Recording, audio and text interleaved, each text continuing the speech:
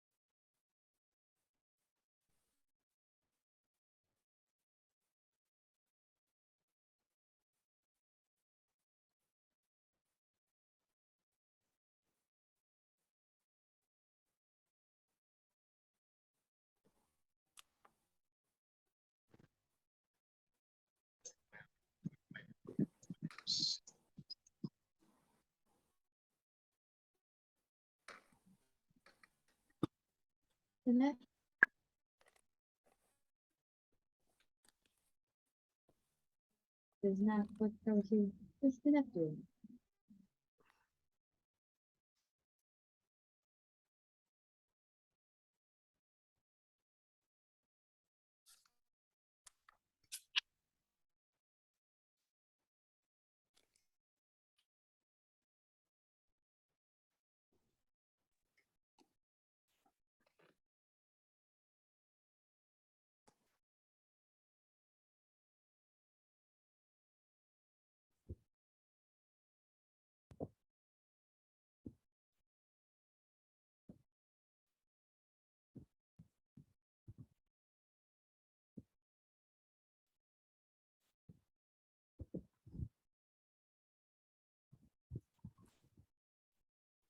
Hello, good evening, ma'am. Good evening, Manya. How are you? I'm fine. How about you, ma'am? Good. We will be starting within 2 minutes, sharp at 30. Yes. Hello, Emma. Hi, Push-Up, how are you? I'm fine. How are you? Yeah, not bad, thank you. Good. Good evening, Jawad sir. Good evening, Good Push. evening. Good evening, Good evening, sir. How are you, sir? Good evening, sir. I'm good, thank you, Push. How are you? Good, sir. Good, fine. Aman is there. Thank you for the invitation. Thank you, sir. Thanks for joining. My pleasure.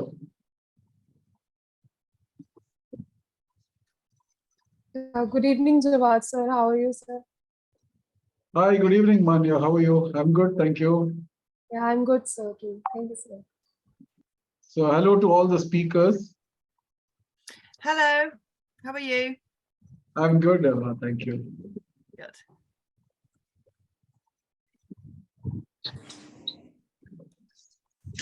Good to see a good turnout. Lots of people coming through. It's good to see.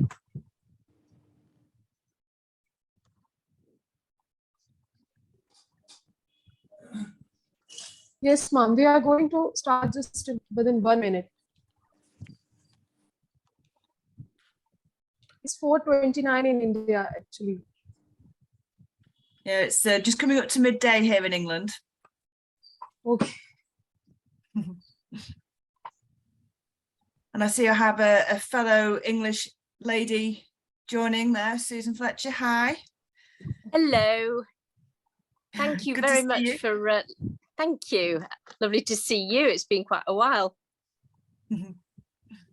It's been, I'm very grateful for you letting me join today at the Arbitration and Mediation Centre. Sorry, it's the other way around, Mediation and Arbitration Centre. So thank you. Hello, Aman. Oh. Hello, Hi. hello, everyone. So shall we start? It's 4:30 p.m. right in India, I think so.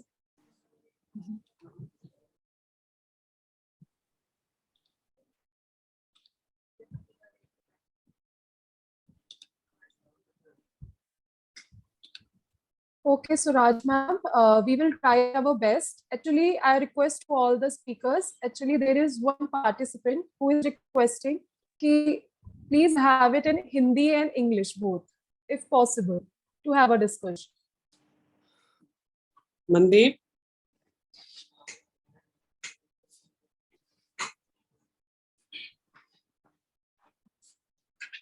So yeah, I will start. So good evening. I request to हाँ I request नहीं। Ms. Rakhi.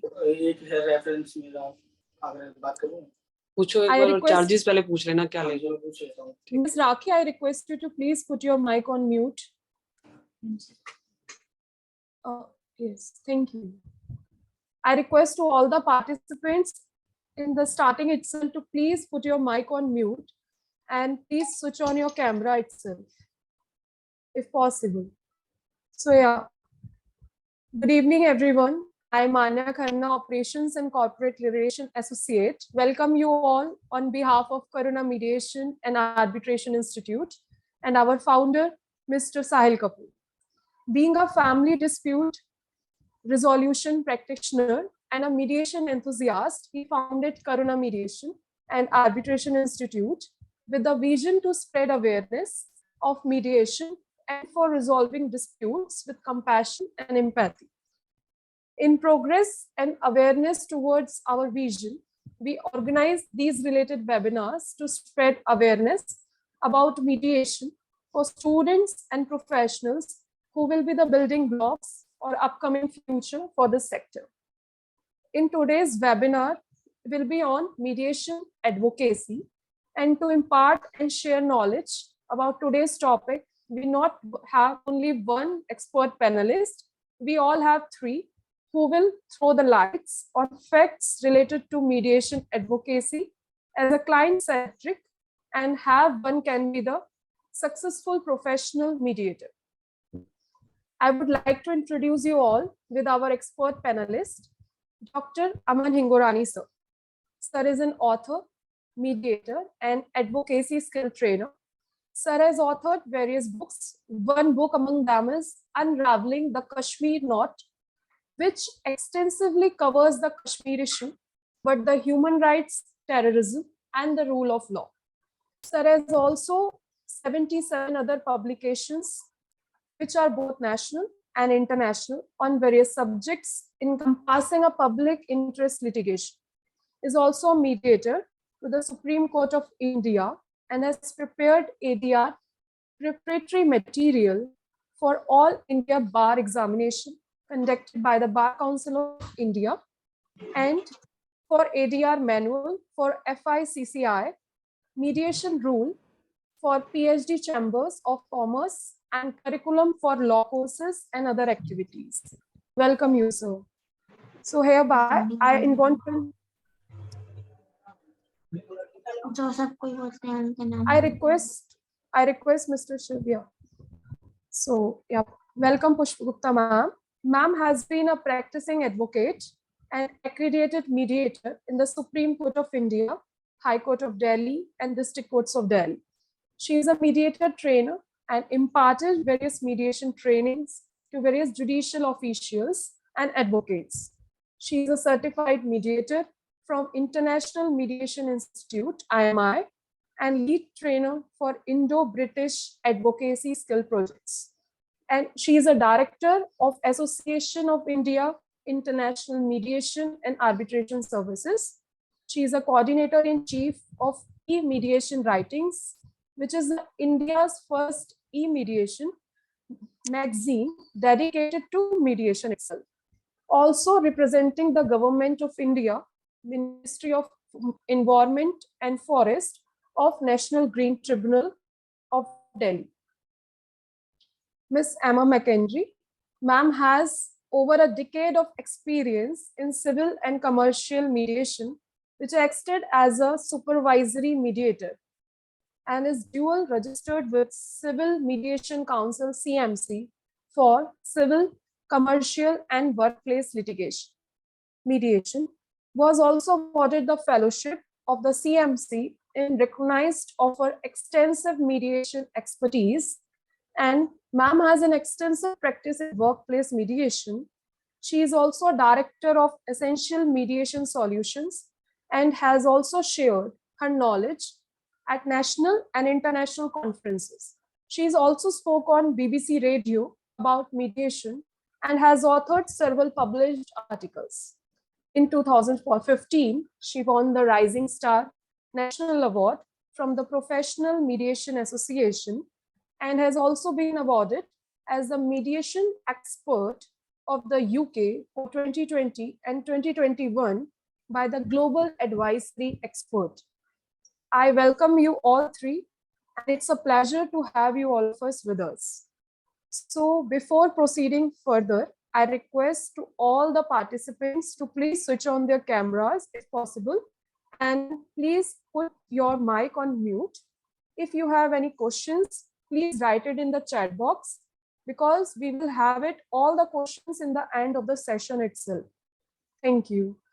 So yeah, as in our previous webinars series as a mediation as a profession, we had the viewpoints of different speakers like Mr. A.J. Jawad sir, Ms. Iram Majid, and Mr. Samisha also. So today we will be discussing our mediation advocacy, that how mediation advocate helps in leading towards a successful mediation.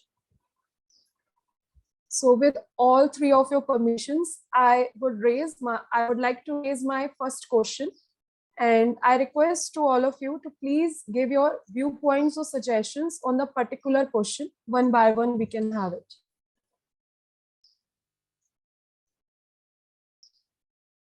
So, sir and ma'am, can I raise my first question, please? Okay. Sure. So my first question is, what is mediation advocacy and how an advocate can help his client to opt mediation over litigation? Is it right for the advocate to convince his client to choose a path of mediation instead of litigation? I request Dr. Amar Hingorani sir to please share his viewpoints. Thank you, Manya. Well, it's a very wide question and actually brings into consideration the very role of a lawyer. First of all, a good lawyer is one which actually helps the litigant to avoid going to court in the first place. If we can get that person, can get relief to that litigant without having, can get the conflict resolved without having taken recourse to court. That should be the first effort of every lawyer. But with mediation in particular, I think the role of a lawyer is to become a problem solver. And which of course raises a broader issue also about ethical standards. If we're going outside the adversarial system and you have professional standards or ethical rules regulating such professional behavior, if in mediation lawyer is doing something more than just legal practice, if a lawyer is as a negotiator, not necessarily as a mediator, as a negotiator is doing the client interviewing, doing counseling, giving the other options available to the client, going beyond the strict practice of law, the lawyer has a role to play. In my view, a good lawyer must become a problem solver. A lawyer must see the broader picture. We are trained to do so. We're not taken in by emotions. We can offer an alternative perspective to a person who's traumatized by the particular conflict. And so if a lawyer is able to give that alternative perspective, take the client, step back from the problem, explore alternatives, see which is the best mechanism to address that particular grievance, then I think the lawyer would be doing justice to his or her role. Now, so I don't see any conflict or any contradiction in whether a lawyer should suggest mediation to the client. Of course, lawyer must suggest every mechanism which would be able to satisfy the underlying interest or what's basically biting that particular client. What do they really want? And so mediation is one of those techniques, is one of the mechanisms. It is, in fact, the duty of a lawyer to guide the litigant towards mediation. So that's broadly the way I would see what the role of the lawyer is. And when we talk about mediation advocacy, the other part of your question, what is mediation advocacy? It is basically, it's a life skill. It's changing entire mindset from the adversarial to the non-adversarial setting, where you're getting into a consensual approach to say, what will it take for the both parties to move on, to be able to bring a closure to the trauma attendant to the conflict, come out as in a win-win situation with a healthy relationship, if possible. So it's transforming conflict. And for that, when we talk about mediation advocacy, there's certain kind of skill sets that you require as a mediator. Apart from communication and negotiation, social skills, you need certain kind of facilitative skills. And with online mediation, now you need technological skills. So according to me, mediation advocacy is a performance skill. How would you get up, sit with the parties and try to facilitate a settlement, which the parties feel is their own. They take ownership of the settlement, and how you're able to make them reach that point where they feel that it is our solution, we must adhere to it. It's very easy for a third person to thrust something on the parties, but it's more difficult for maneuvering the conversation in such a way that the parties feel it was their idea, and it is their solution, and they must stick to it. So that's the skill. So it's a huge area, and I think I'll stop here. Let the others give their viewpoints also on it. No, sir. Fine. I wish Emma ma'am to please have the viewpoints. Okay, thank you. Yeah, I completely agree with everything Dr. Aman just said then. Completely on the same page there. I actually quite like the term mediation representative. I think advocacy, it kind of conjures up a court image of a lawyer standing up in court advocating their party's rights, whereas a representative is someone who more supports and holds the hand of their client through the mediation process. So I think it's wider than just being an advocate. It's representing their interests as a whole. You asked how can an advocate help the client opt for mediation. I think it is quite an alien concept still. Awareness is growing, but it's still quite an alien concept. We have lots of books, films, TV shows, all about law, and courtroom drama, and we don't have that same publicity for mediation. So there is a lack of awareness. So suggesting mediation to a client, it needs to be handled carefully, I think. They might see it as being a soft option. So I would present it as a variety of options of dealing with a dispute, that court and litigation is not the only route. And there are pros and cons to the various different dispute resolution mechanisms that we have. So extolling the virtues of mediation, the savings in cost, in time, in stress, having control over the outcome and wider settlement options are the obvious benefits there. You also asked, is it right to convince the client to choose mediation? That's a really interesting question. Now, there is a professional obligation, isn't there, as a lawyer to act in your client's best interests. So it is an ethical consideration.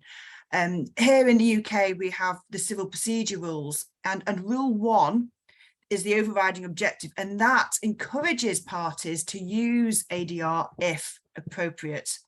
And the courts here are really pushing parties to try mediation. We're even looking at compulsory mediation beyond just the small, tiny claims. So we do have an obligation to deal with cases proportionately.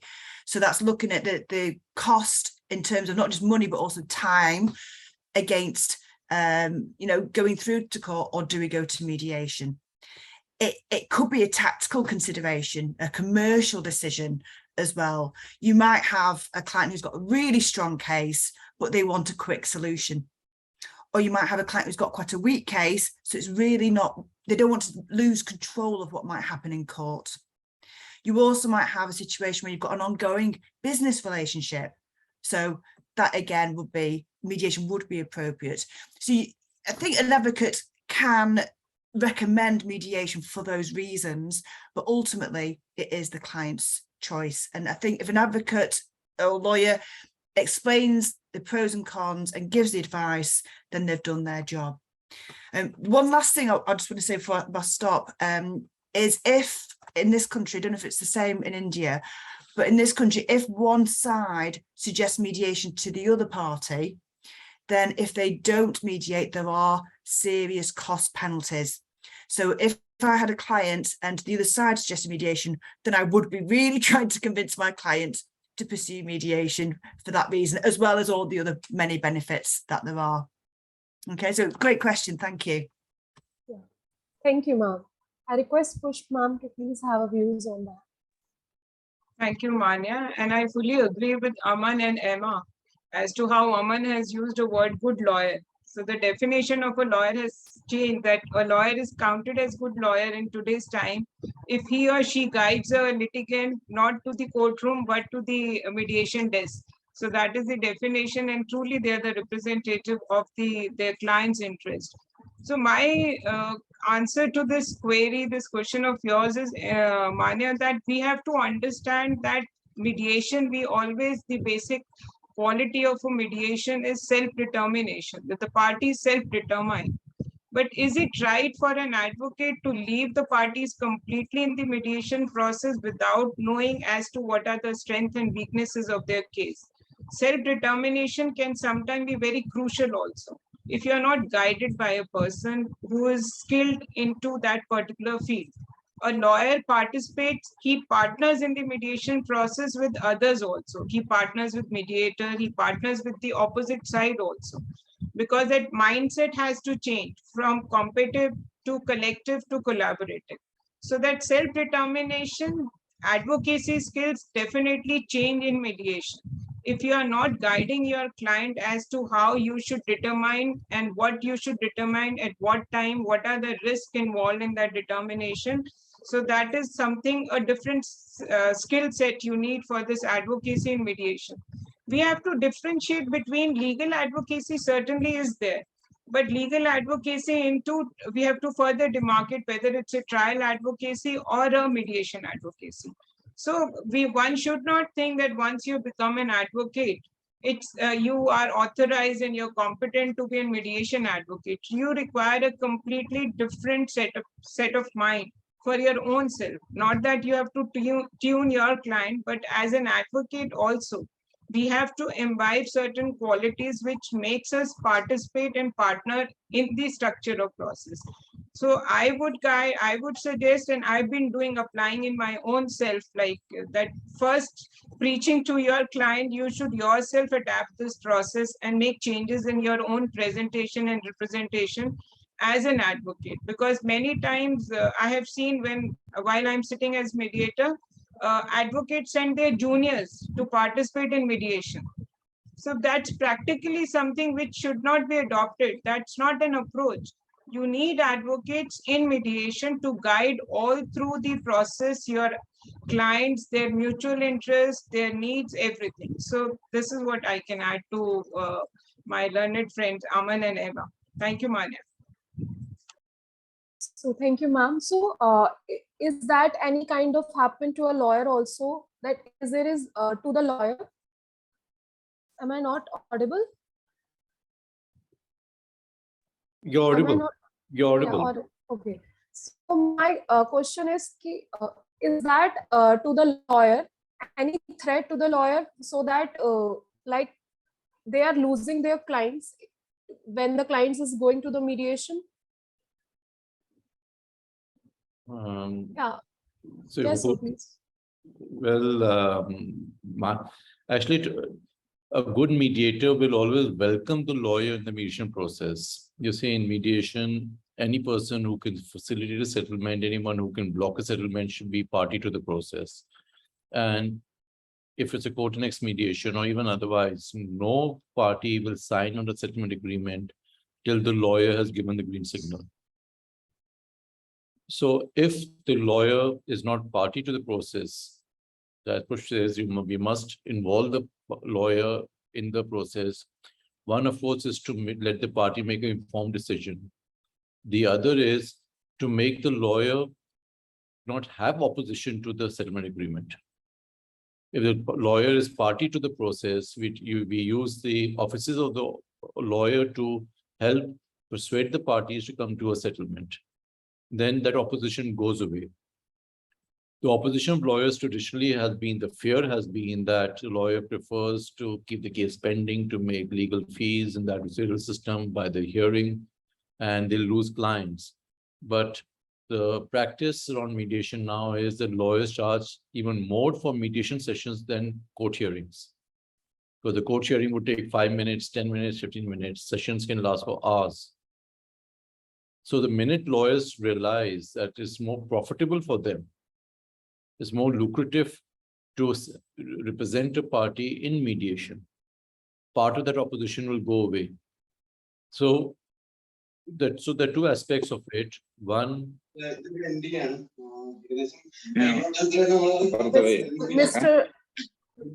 Lal Kumar, please mute your mic. Yeah, sorry, sir. yeah. Please. So this is two different levels. One, a lawyer should be made would not oppose mediation if they feel they're going to lose, they will gain financially, or at least on just as much as they would do in litigation. Secondly, if they're party to the process, they lend their stamp of approval to the settlement agreement. The client feels more secure.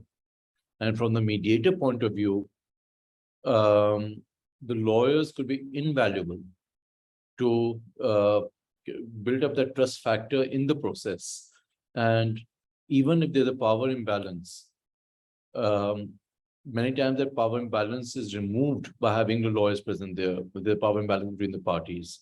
And should there be power imbalance between the lawyers, you can of course try to remove that by having private session with the lawyer party A and then with the lawyer party B. But with the lawyer who is probably citing the wrong law or is probably acting on a wrong legal premise, you could actually correct the power imbalance in a private session in a nice way by suggesting, why don't you look up this particular law? So if the lawyer is giving right advice, it will benefit the client. So there are many reasons why I would say the mediator must welcome the lawyer. In some mediation centers, the practice is, I'm aware, that the parties are here, thank you very much. They tell the lawyer, thank you very much for dropping the parties here. We'll let you know once there's a settlement. Now, that's a bad practice.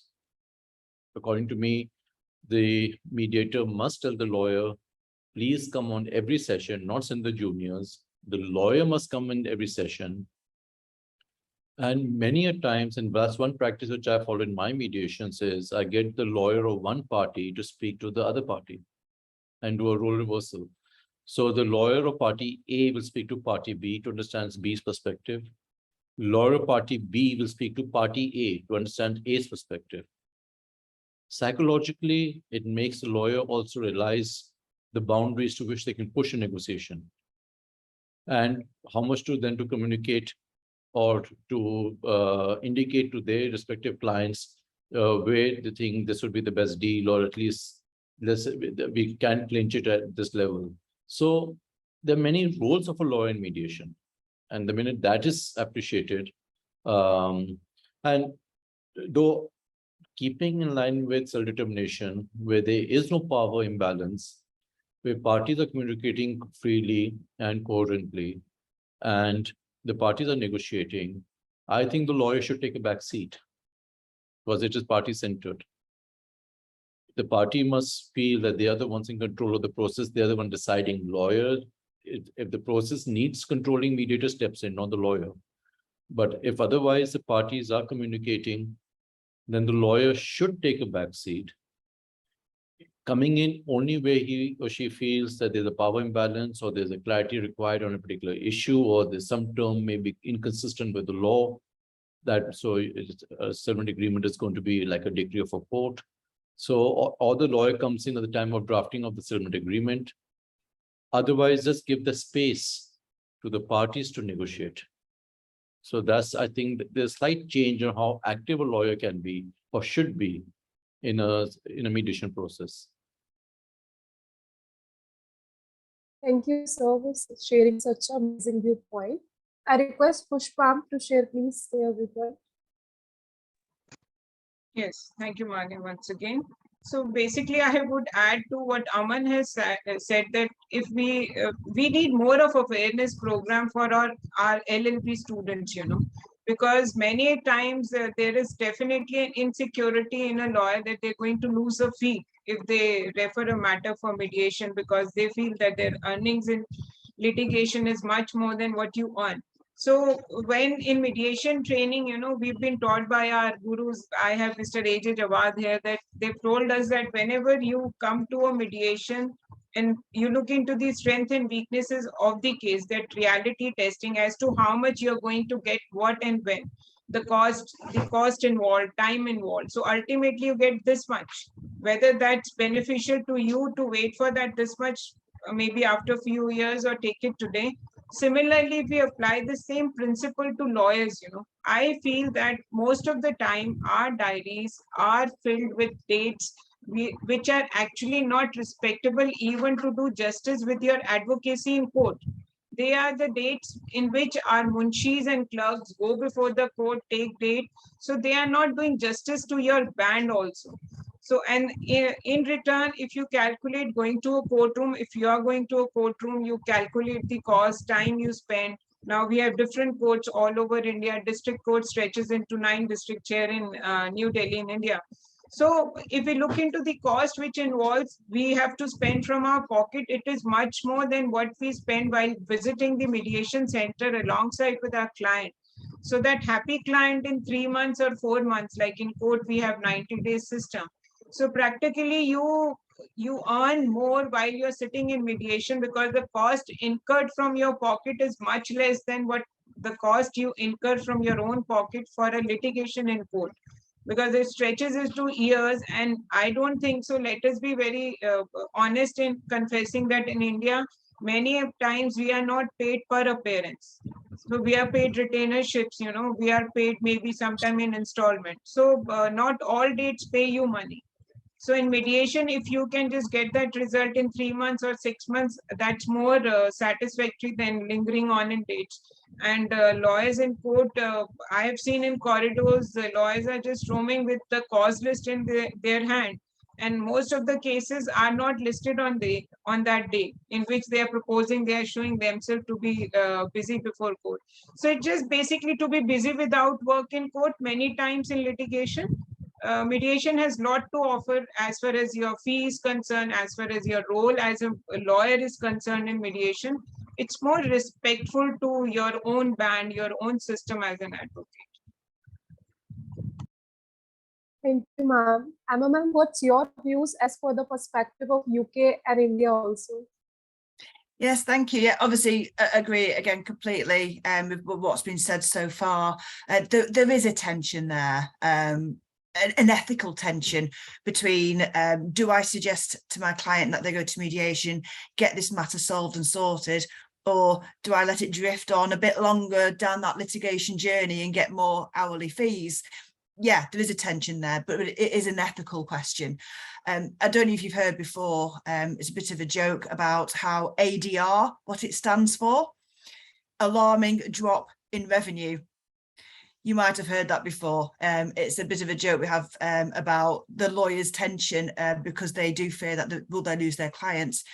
However, having said that, I think the mediation awareness is much greater now in the UK. The courts and the government are pushing it, the benefits for it.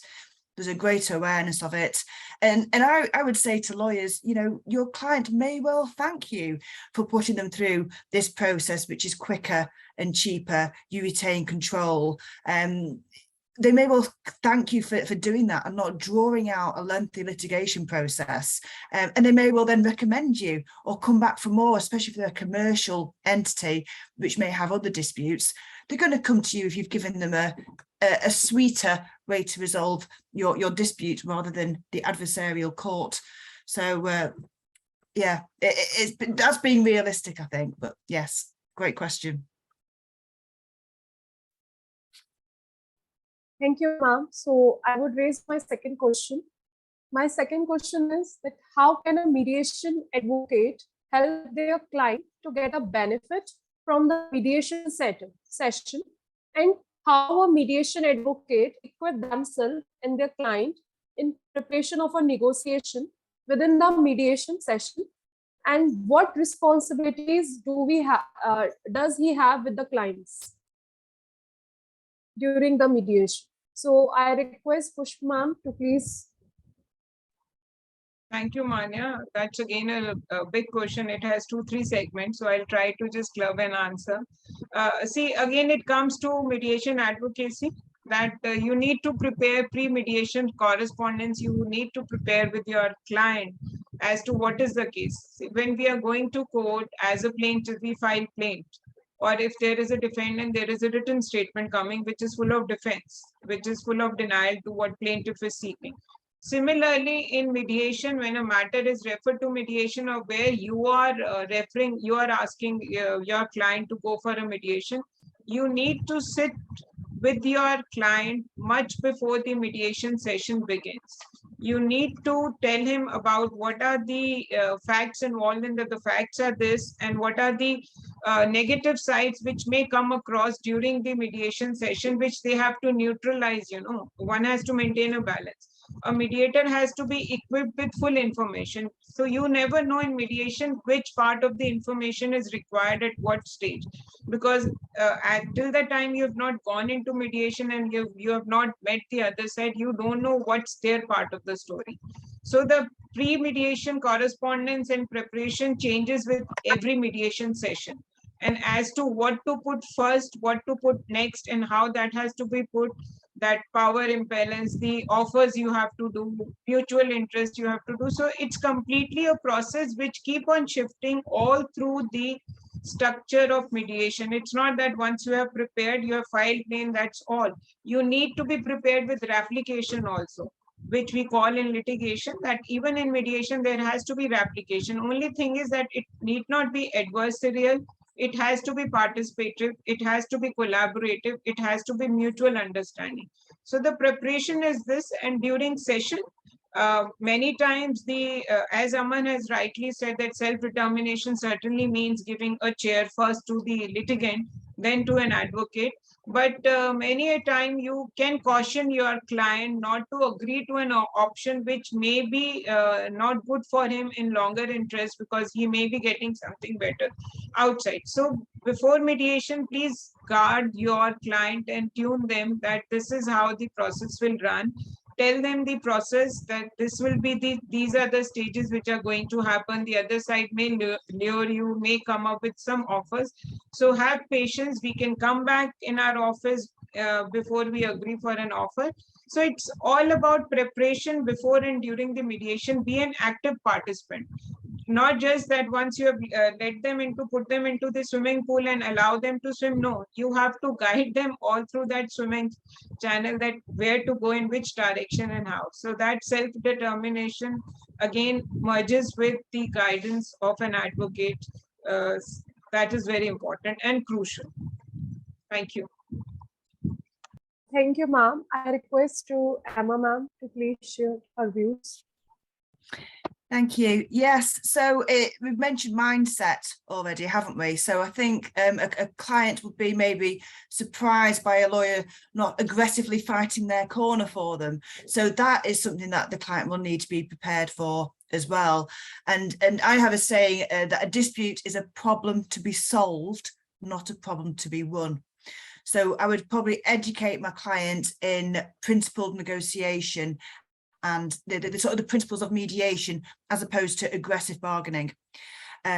Obviously, you're going to have to inform them about what to expect on the day, the procedure, the process, the principles, and other things beyond that, such as, you know, it's going to be a long day, perhaps with a lot of important decisions to be made. So prepare them for that as well, that they're going to need some stamina and patience, perhaps, especially if there is shuttle mediation.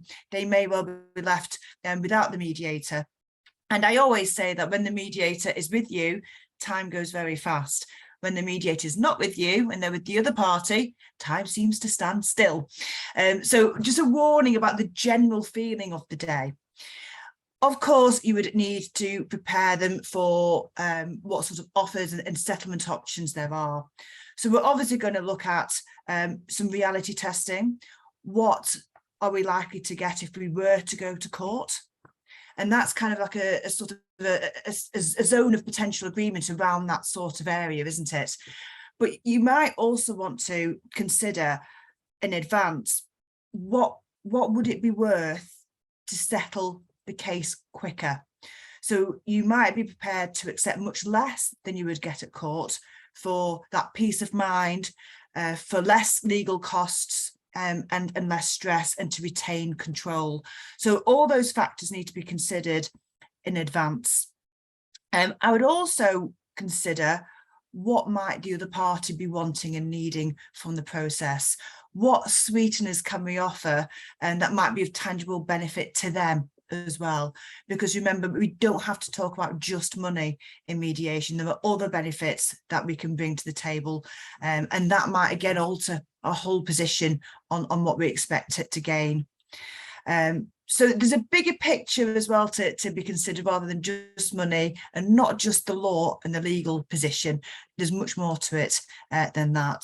And bearing in mind constantly that it's the client's decision, and the role of the mediation representative is to guide them and advise throughout.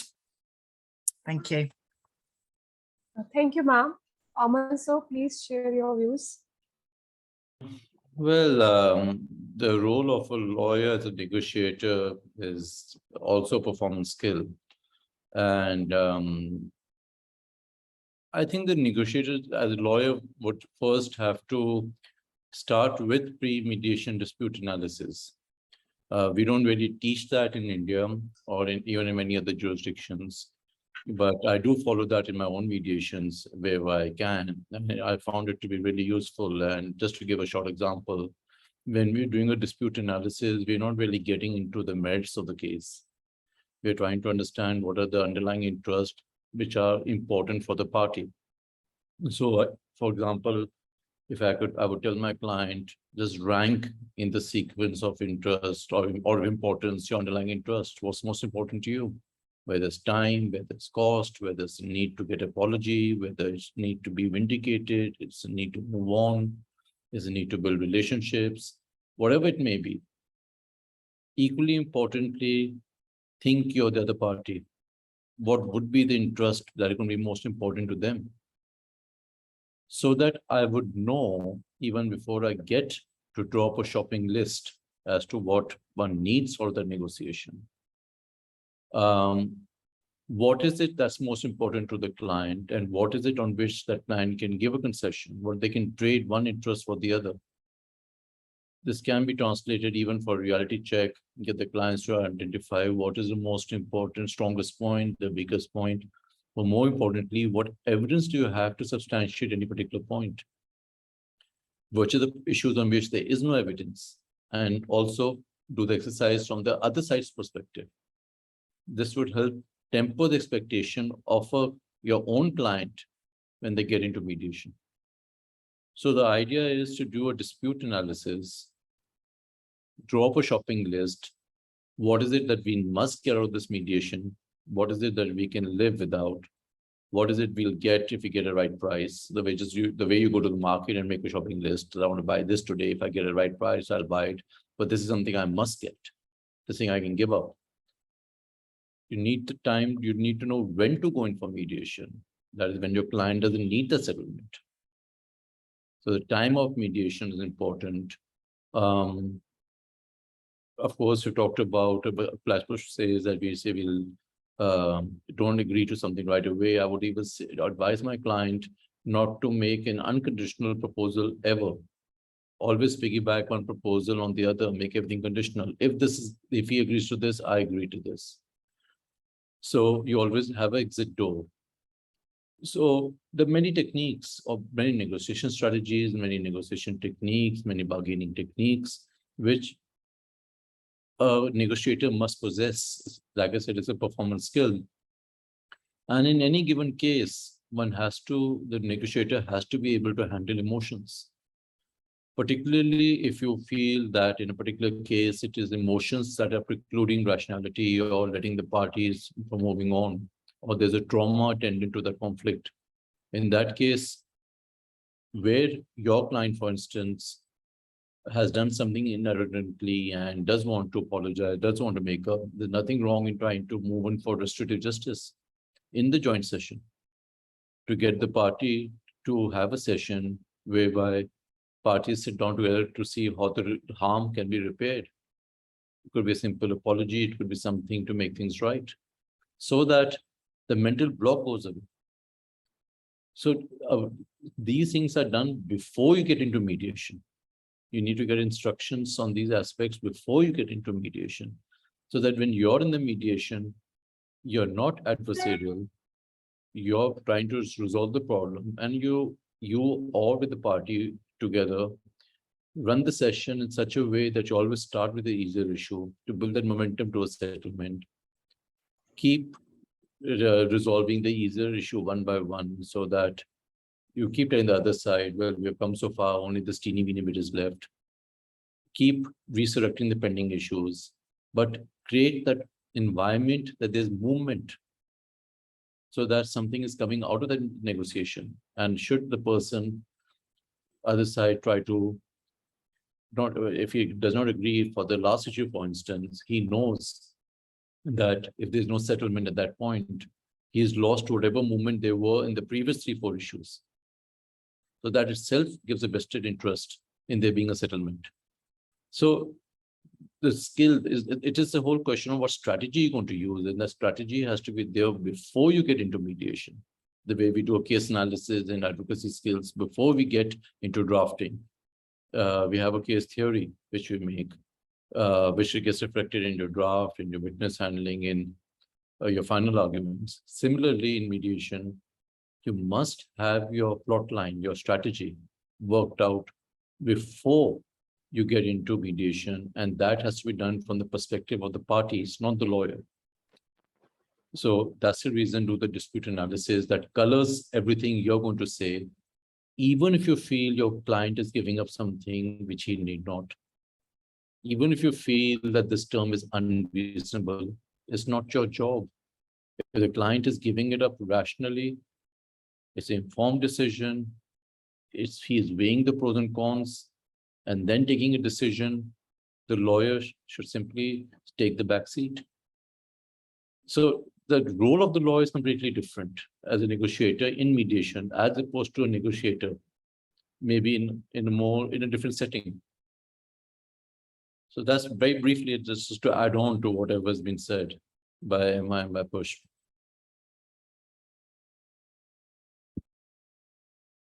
Thank you, sir. So I would raise my third question, that how a mediation advocate helps the mediator to solve a dispute and to provide a win-win situation to both the parties, keeping in mind about his client interest. And what's the role does the mediator have towards the mediator itself in the particular session going on? And I request to Emma ma'am to please have a views on this particular question. Yes, of course. I love this question because, as you said in the introduction, I do mediate on a regular basis, and I don't know if many mediation advocates think that to help, which is so it's quite interesting.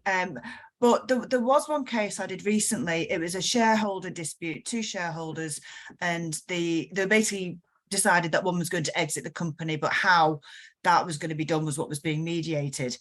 Now, the lawyer for one side was absolutely fantastic, because whenever he presented an option, he thought about what would suit the other side. So he said, if we package it like this, it would be better for the other side in terms of tax advantages. So really thinking about the sweetness for the other side really does help the mediator get to that win-win solution.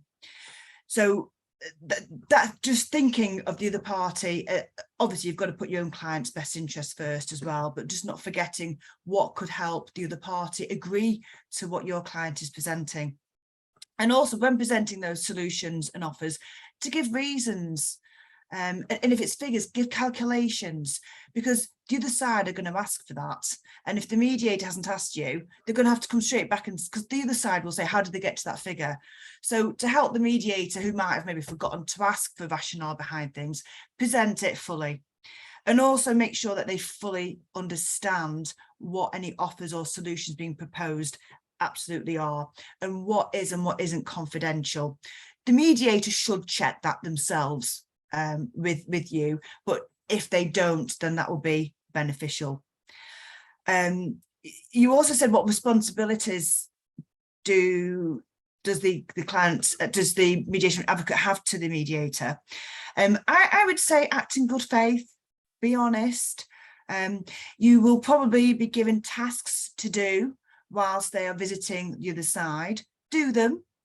Yeah, they've given you a task for a reason, and it's to keep the momentum going. They don't want you sitting there losing that sort of focus. I remember when I was a junior lawyer, I did my my first mediation, and I was a junior for a lawyer representing the client, and we weren't given any tasks to do, and it got really boring. We lost focus, drank far too many coffees and ate far too many biscuits. So do the tasks that are set, and if the mediator doesn't set you a task, think of what can I do whilst I'm waiting that will be constructive and helpful to the process, so we can make this more efficient and move it on in a way that will help everybody. So also be guided by your mediator. They're in control of the process. Your client is in charge of the outcome.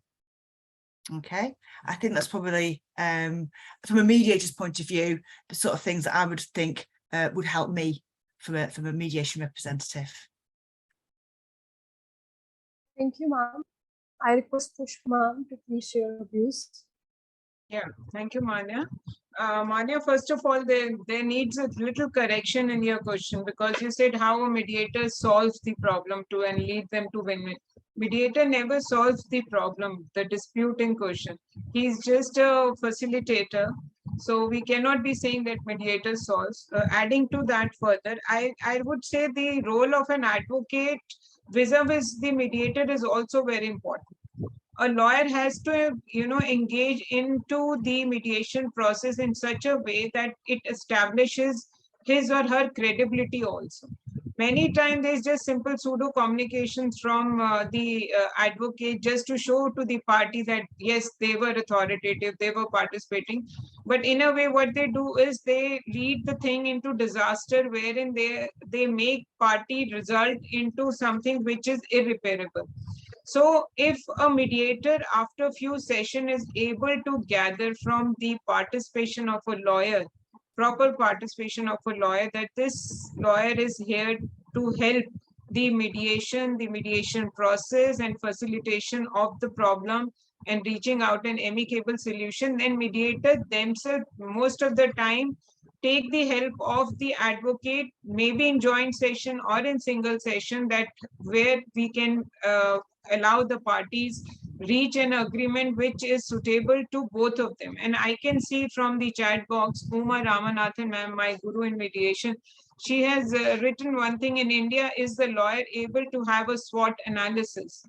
We can, I can add what she has written there to the answer which I'm supposed to give, that a lawyer in mediation, while working with a mediator, when a mediator reaches a stage wherein there is an impasse, and then, he has to do the reality testing. In that reality testing, SWOT is what? Strength, weaknesses, and opportunities and threats in your case. So lawyer can partner with mediator wherein it is beneficial to both sides, as to by weighing what lies on the one side and what lies on the other side, and which will be, you have to dovetail the mutual interest of parties. That again, we'll repeat that mindset, that it is not just my client, but the defendant's client also, his interest also has to be taken care of by partnering in the process, wherein you can educate your client and in fact educate the other side client also, that this is where you stand. And after listening to you, I can rather guide my client that he needs to change his position now.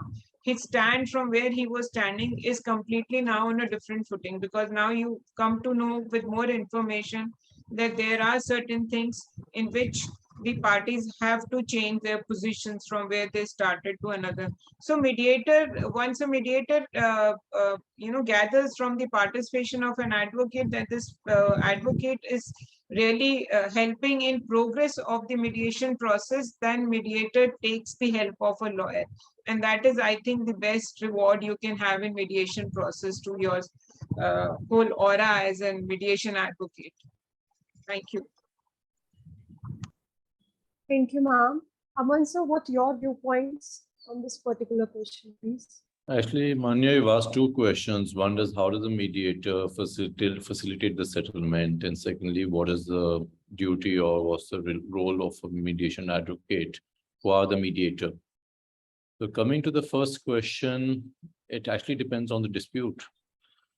And depends on whether it's a commercial or a commercial dispute, a matrimonial, or the nature of the dispute, depending on the different levels of intervention by the mediator. It also depends on the kind of communications channels which are there between the parties. A mediator will need to adapt between being facilitative to being transformative. All it can be at one level of the same mediation of mediator can be only facilitative and then move on to be transformative if necessary. And again, those are different skill sets. Should there be no communication open between the parties, or the parties are traumatized, the mediator would need to have a more active role in trying to break the conflict cycle, get into the mind of the parties to make them understand where the self-analysis went wrong, step back from the problem, decondition the parties. For that, the mediator needs to overcome communication inhibitors, get everything out of the parties. The parties get quite vulnerable to the mediator then. But it is under the cloak of confidentiality. A party would share maybe what is the issues that really which are preventing a settlement. So a mediator in these cases would need to, like I say, break the conflict cycle, get into the mind of the parties, decondition them, draw them back from the problem, present alternative perspective. And you have different kind of skill sets, different facilitative strategies you have neutral reframing, reactive evaluations, different ways by which you would try to create a positive environment, even if there are emotional outbursts, to keep moving to a settlement. So we don't have the time to really get into really how to run those sessions, but a mediator can do that. A mediator can have a restorative justice session in a given case, so that with the settlement, it coincides with the closure of the emotional trauma, and so on and so forth. So there are a lot of things, and even drafting a settlement agreement is a performance skill. It has to be concrete, executable, workable, realistic, no blame assessment, non-judgmental, who will do what, in how much time, in what manner. So a mediator must have the skills to be able to facilitate a settlement.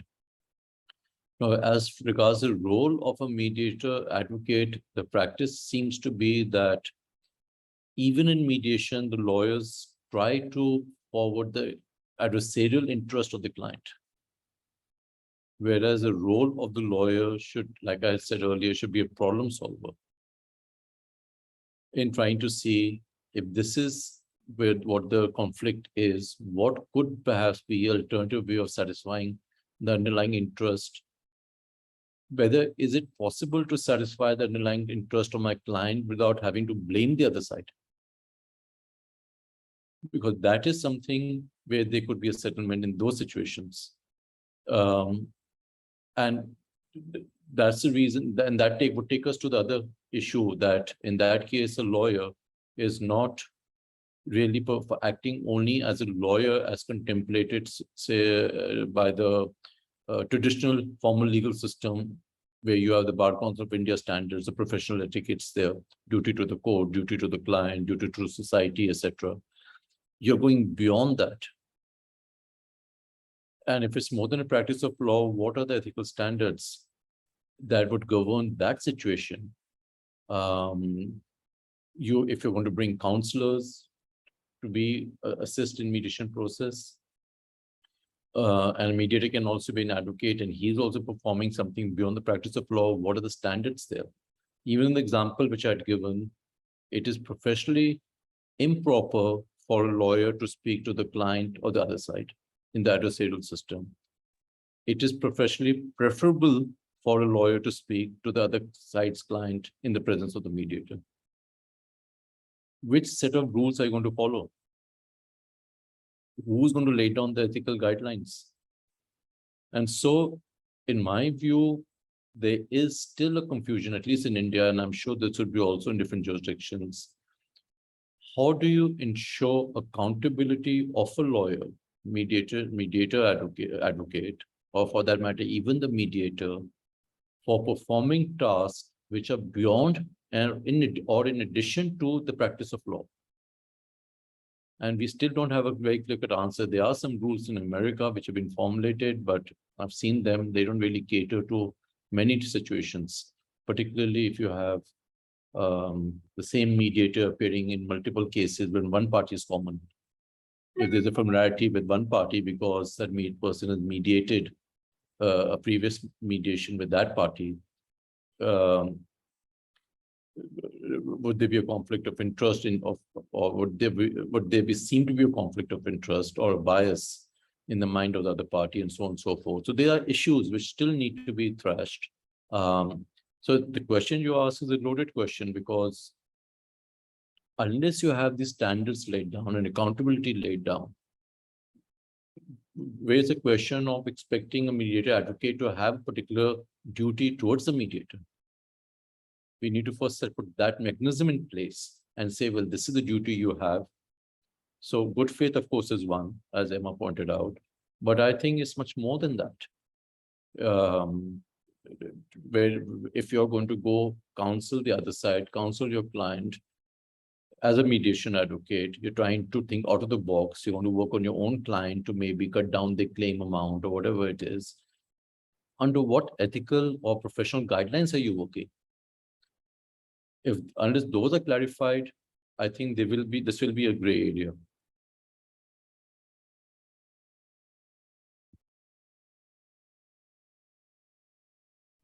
Thank you so much, sir, for such an insightful, wonderful words of yours. I may now raise my next question to you. Many a times, a situation of impasse or a situation when there is a no progress in the session of mediation comes between the parties. So, in what ways does the mediation advocate help the parties and the mediator to overcome the particular situation so that they can move forward in the session of mediation? I request Aman sir, please give us your viewpoint. If I understand you correctly, you're saying, should there be a situation of a deadlock or impasse, what can the mediator advocate do? Yes. Well, To help. Yes. Yes, please continue. Well, I would, even in this case, I mean, I would imagine the mediator advocate would use the same strategies a mediator would do: take a break, shift and join private sessions, keep changing gears, do role reversal, seek outside help. For example, if there's a dispute on valuation of a property, there's a deadlock, let's go to a valuer to value what the property is. If there's a deadlock in a matrimonial case on the issue of one party saying, I don't want the stigma of divorce, or the other party not seeing things the same way, go to a family counselor so you can get expert intervention, bring humor, just defer the mediation, let things linger on, let emotions surface. There's many techniques by which the mediator advocate can simply avoid the parties simply telling the mediator, send the matter back to court or terminate the mediation process in private mediation. So there are many techniques to handle the situation. Many times people went out, they then sleep over it, they come back with maybe another option. The thrust in mediation throughout is that whatever has to be done should come out from the mouth of the parties. It is their solution. They have to put the options. They have to tell the way forward. So the mediator advocate, should there be a deadlock, and can perhaps have a conversation with their own client to ask the client, well, what will it take to move on from this point? It is the client who has to give the way out, not the lawyer or the mediator. And that's the reason everything we see from the standpoint of the parties, not what the mediator thinks is a good option, not what the mediator advocate thinks is a good option. That's hardly relevant. That suggestion can come in only as a last-ditch effort if anyway there is no settlement on that. You're anyway closing the mediation. At that stage, of course, a mediator can give a suggestion at any stage, but from my experience, I tend to give suggestions only as a matter of last resort, not upfront. Let the parties exhaust all possible options before I speak my mind to say, well, what could be perhaps a way forward. Thank you, sir. Emma, ma'am, what your views? Thank you. Well, Dr. Aman gave such a long list there of all the possible techniques that could be done. I'm struggling to think of any more, to be honest, but just thinking about it, I suppose it depends why the impasse has come about. Are the parties tired?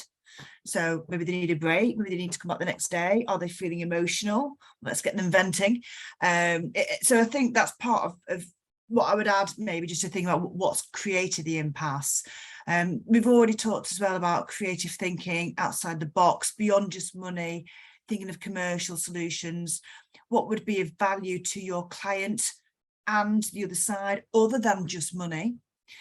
I also find when I'm going in circles to think of the future, that tends to get me out of my circular pattern, thinking about the future, some strong reality testing, what if this impasse can't be passed? What is going to happen?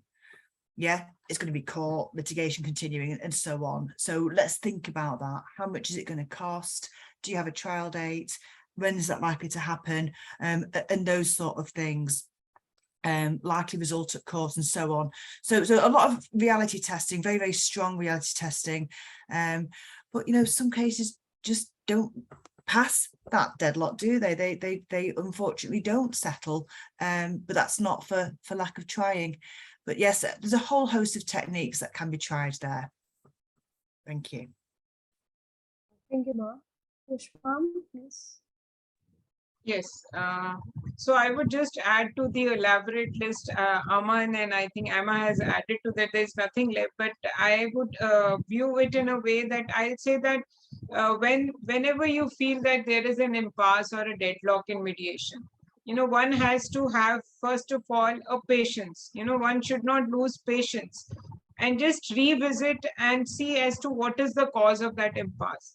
It could be you yourself as an advocate, your client, or maybe sometime a mediator.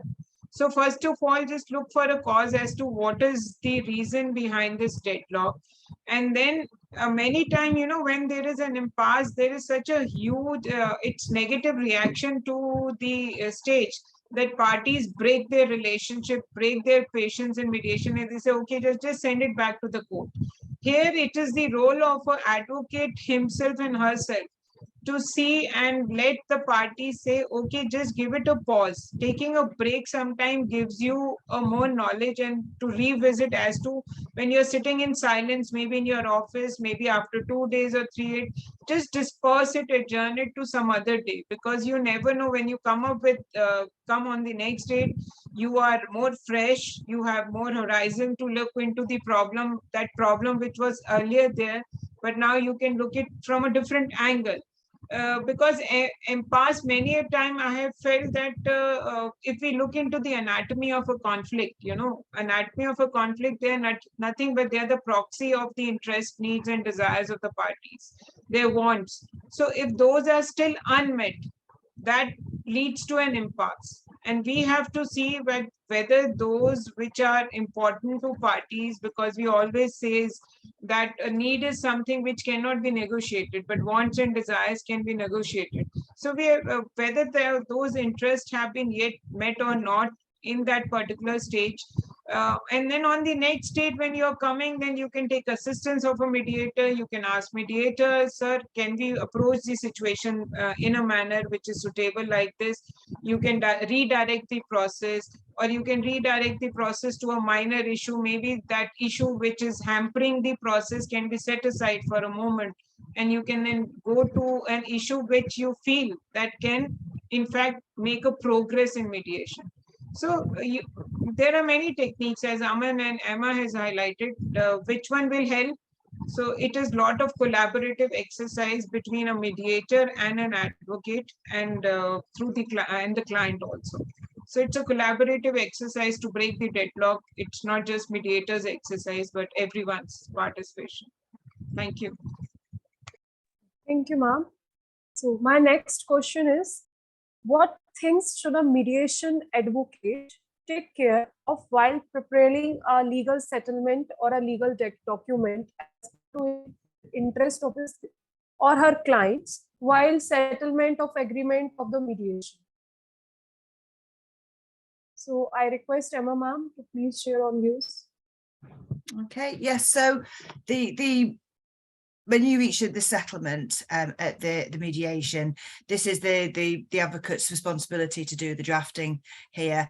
I've not been a lawyer for quite a number of years now, but as a mediator, obviously I've witnessed that process.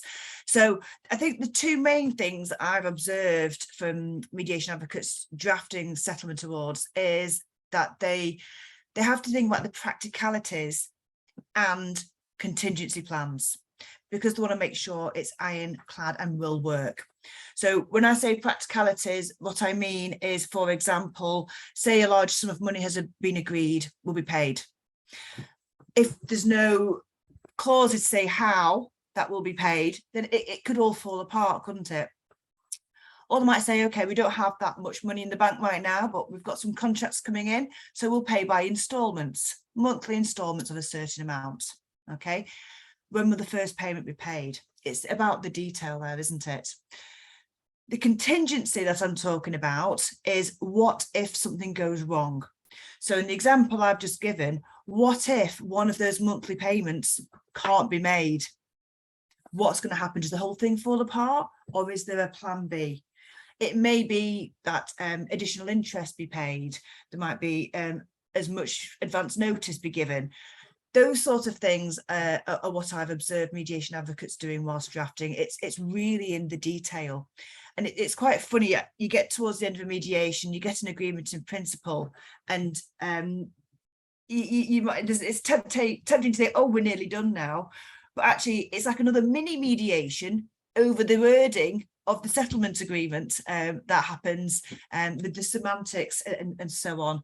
So a lot of patience needed, a bit of stamina, and keep going, because you nearly there. It's the last hurdle. Thank you.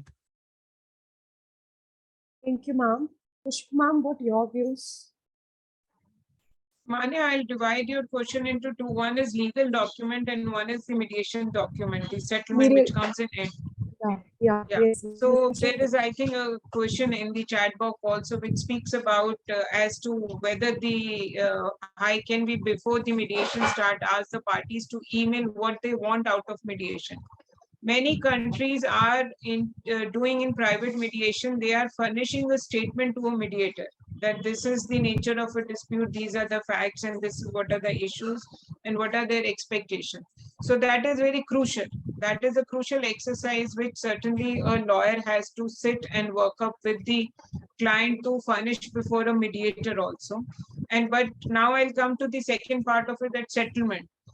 Emma has already said about what we need a settlement, what kind of a settlement it should be to make it more practical.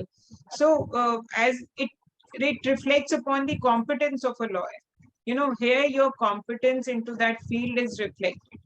If you are a competent lawyer in that particular field, you will be able to get the terms which are executable, which are realistic, which you can certainly allow parties to obey, and just, you know, we need a concise and clear, credible terms.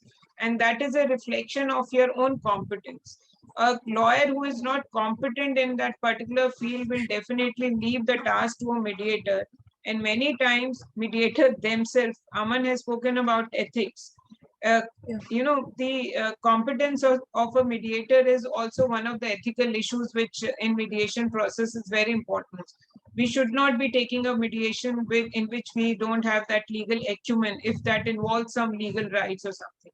Similarly, in mediation settlement, lawyer contribution comes to whether the conditions which are put, they can be realistic, they can be workable, they can be executed. So all these things have to be taken care of by a lawyer before he asks his party to sign. And this is more important when you're doing it private mediation, because in court annex mediation, though there also it is important for a mediator advocate to look into the terms of the settlement, but it goes to the court. So it reflects your credibility before the court referred mediator, referral court also, when it goes there, whether the lawyer has done a proper work or not.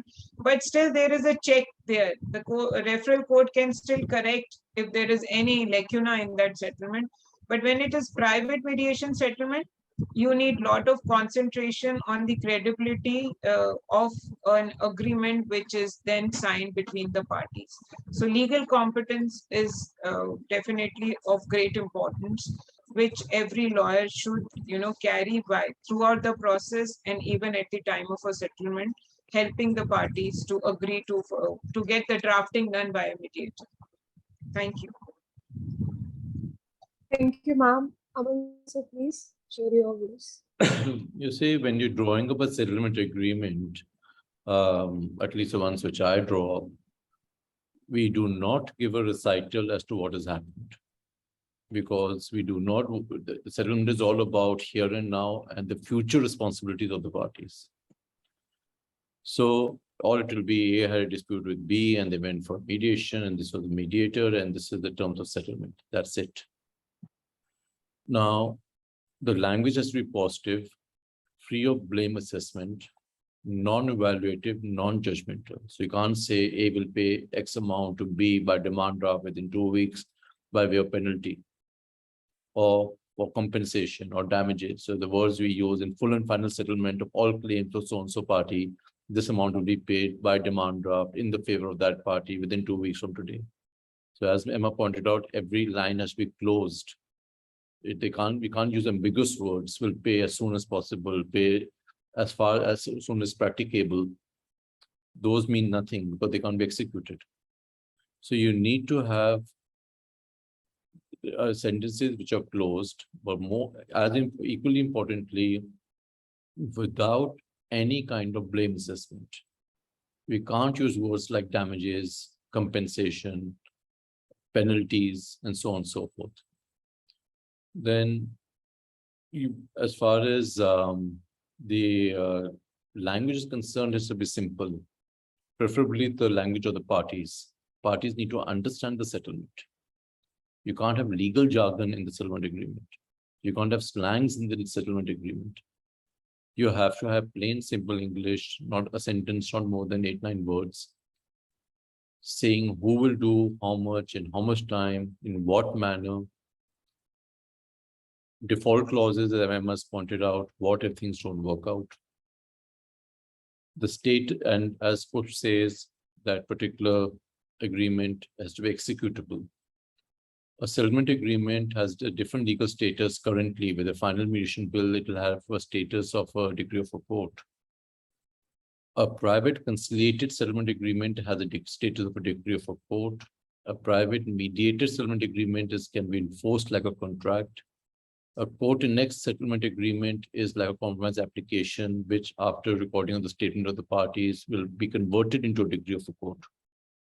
In all three situations, if it goes to court, it has to be executed. The language has to be concise, concrete, realistic, workable, practicable. So all those requirements have to be there, and it's the job of the lawyer who's drafting it. The lawyer or the mediator, whoever's drafting it, has to ensure that these requirements are fulfilled. So, I mean, of course, and I mean, these are not exhaustive. There are many other aspects of it. You have to keep in mind, for instance, the requirement of stamp, the requirement of registration, if that particular agreement is creating rights for the first time. A settlement agreement does not absolve a party from completing the formalities, other formalities of law for it to be enforceable. So there are several factors in addition to this, what are there, but the sum and substance is, again, as I keep emphasizing, drafting settlement agreement is also performance skill. It is something which the lawyers who's going in for negotiation, or the mediator who may or may not be a lawyer, they need to be trained in drafting a settlement agreement. Otherwise, as Emma pointed out, a settlement agreement will give rise to more disputes, interpretation of it, or if it's open-ended, and then you're back to square one. So the devil is in the detail out there. You have to be very specific in the settlement agreement.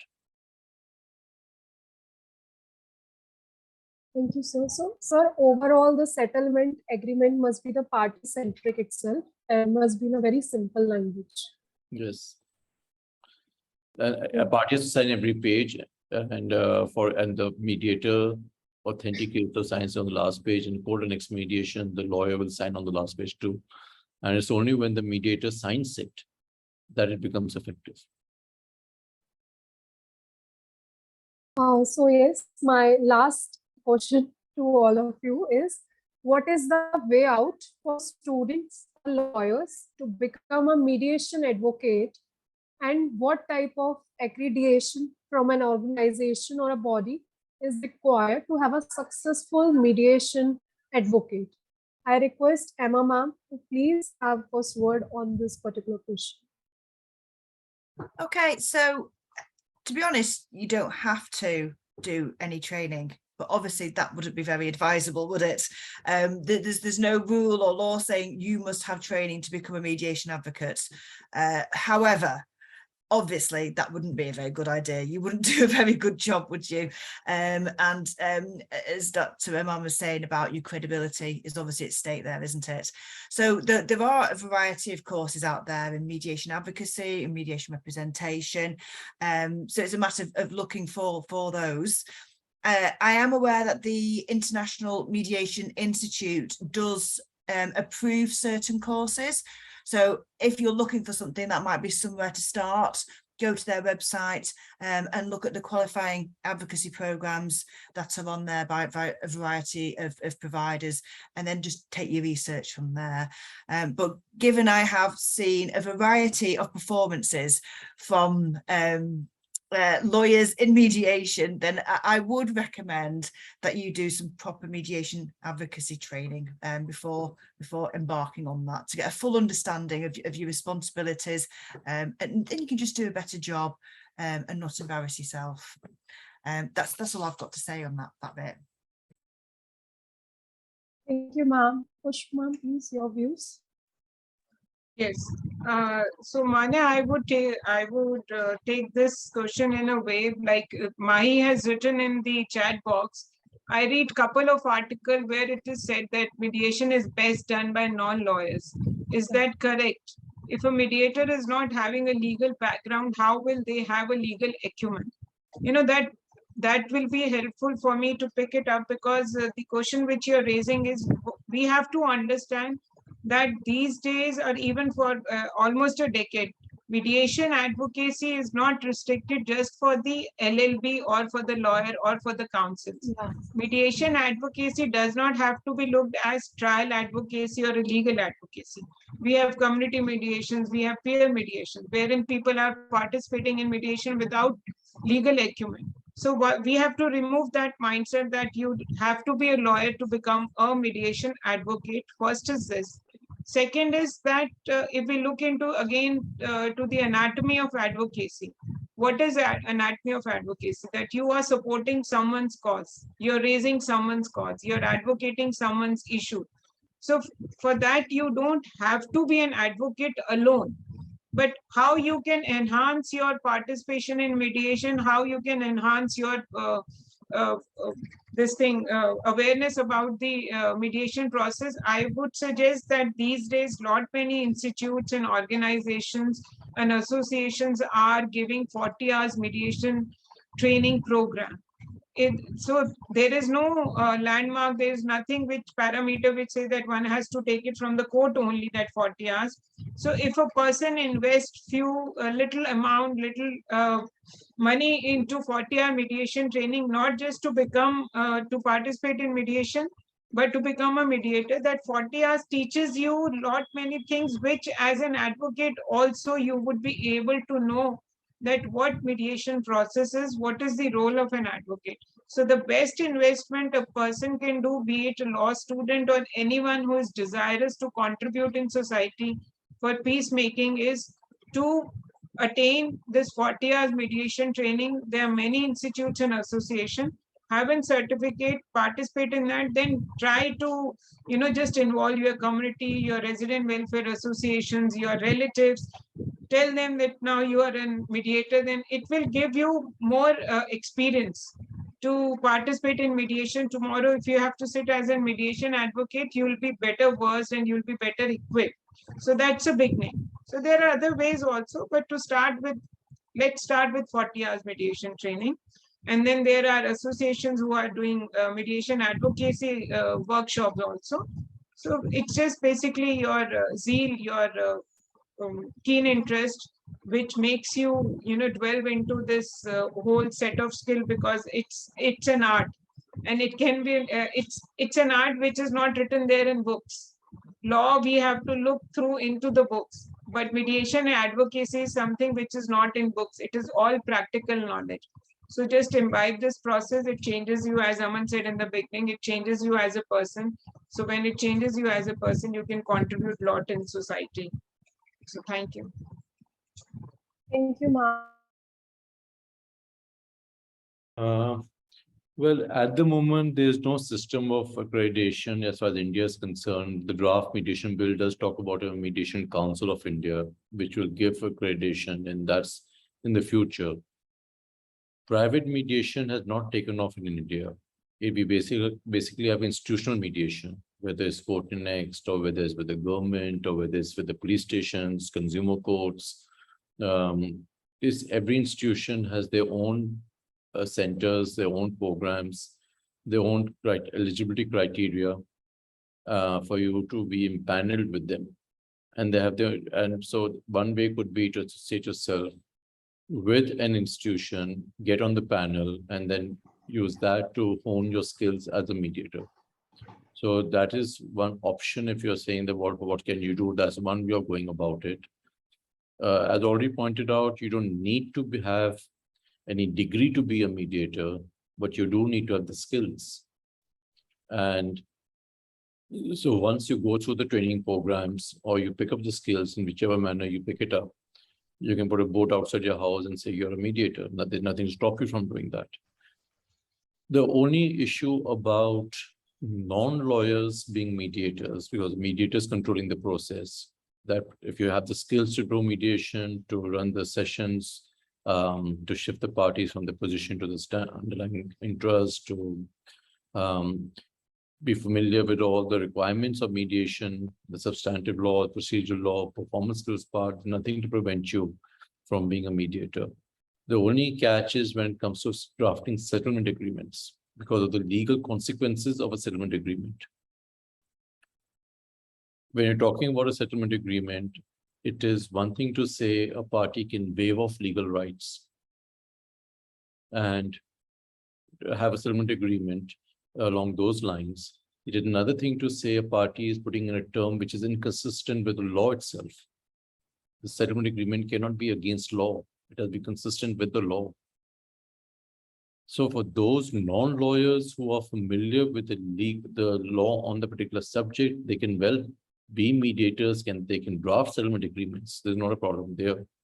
But should a non-lawyer not be familiar with the law on the subject, and he or she gets and draws up a conciliated settlement agreement, which is the decree of a court, the court will not execute it. So the distinction between having a settlement agreement within the parameters of the law, where a person may get less than what is legally due, that person may have with consent waived off whatever is legally due, that stands on one footing, and a settlement agreement which is inconsistent with law is on a different footing. And it is in the latter kind of cases, only for to that extent, I would recommend that a lawyer should perhaps have a look at it. But otherwise, anybody can be a mediator, so long you have the skills to be a mediator.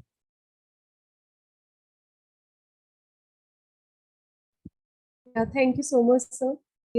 As we are very time constrained with us, because it's been so long, and I really thanks to all our panelists for having us for such a valuable time. And I request Jawad Eji sir, please share a little brief points of him or her on the particular topic of mediation advocacy. Anything you want to say, sir? Mani, I think, thanks for that privilege, but I think the panelists have covered almost the entire spectrum of what needs to be discussed as far as mediation advocacy is concerned. So I don't think I can really do justice to, by adding anything more to that, because I don't think there's anything much to be added to that. But thank you so much for asking me. I'm really, it was a very interesting discussion. Unfortunately, I missed a portion of it because I had to meet some visitors. So thank you very much, panelists Emma, Pushp, and Aman, for this really brilliant explanation of all facets of mediation advocacy. I think, as many of you pointed out, I think one of the most important aspects of mediation advocacy is the complete change of the mindset, because the way you look at dispute from a litigation perspective is completely different from the way you look at it from a mediation perspective. Unfortunately, our legal curriculum is such that we train our lawyers only in the adversarial litigation way of dealing with disputes. I think unless the curriculum changes, we may not be really having effective mediation advocates. But of course, as pointed out by all of you, mediation advocacy training will, I'm sure, will do a substantial lot of good to how lawyers look at mediation advocacy. Thank you so much. Thank you. Yeah, thank you, sir. Thank you so much, sir.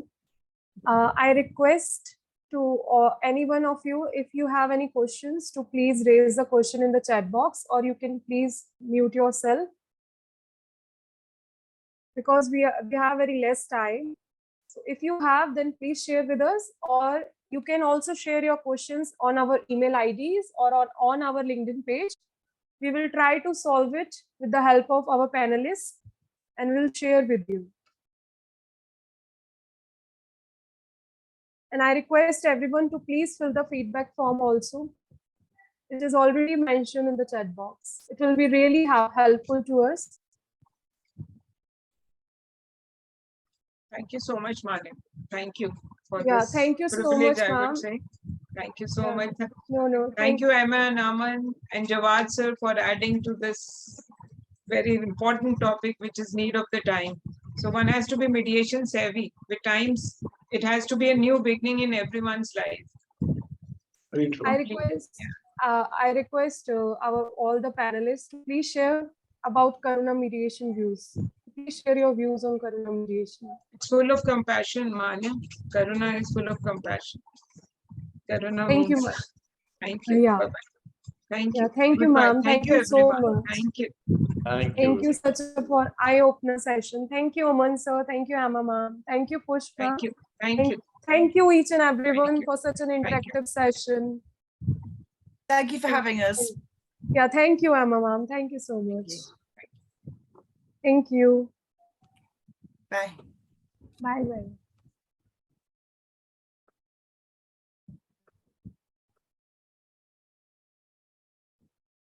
Yeah, we all can leave the meeting, please. Yeah, thank you so much.